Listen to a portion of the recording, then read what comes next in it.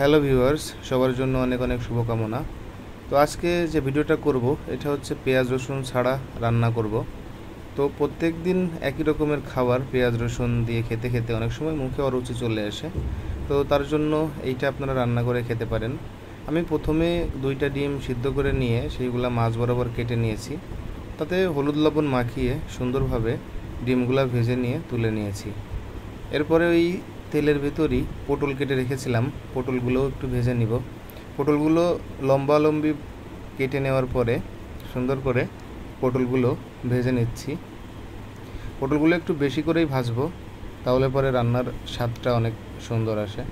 তো পটল ভেজে নেওয়া শেষ। পটল ভেজে নেওয়ার পরে যে তেলটা থাকবে ওই তেলের ভিতরে কিছু জিরা দিব, সাথে কিছু কাঁচামরিচ দিয়ে দিব।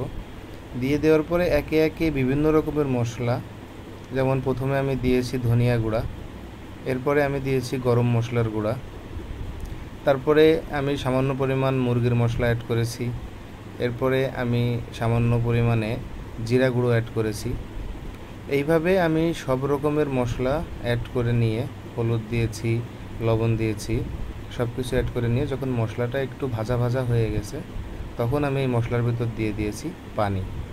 তো পানি দিয়ে কিছু সময় রাখার পরে যখন পানিটা ফুটতে শুরু করেছে তখন আমি ওই পানির ভিতরে ভেজে রাখা পটলগুলো দিয়ে দেব। পটলগুলো দিয়ে দেওয়ার পরে চুলার তাপটা একটু বাড়িয়ে দিয়ে পটলগুলো সিদ্ধ করে নিব। তো পটলটা যখন সিদ্ধ হয়ে গেছে তখন আমি যে ডিমগুলো ভেজে রেখেছিলাম ওই ডিমগুলোও আমি তরকারির ভিতরে দিয়ে দিব। দিয়ে দেওয়ার পরে জাল দিয়ে থাকবো।